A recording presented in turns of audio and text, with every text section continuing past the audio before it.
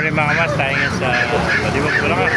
Kapten yung maganapan dito kaya ng mga hayop. Dapat lang tayo na SM Baliwag.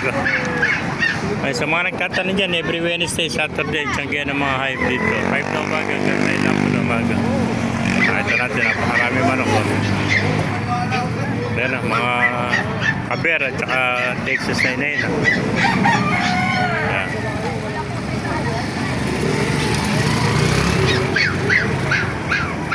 Mga gansa rin dito, mga bibi alapate,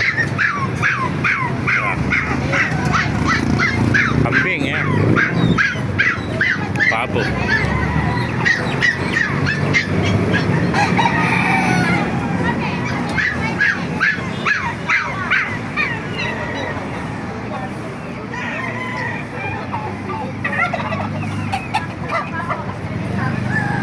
Dami mga onte Chinese chicken, Yan.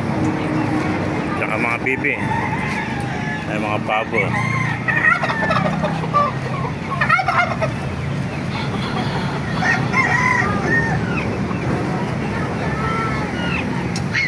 Yan.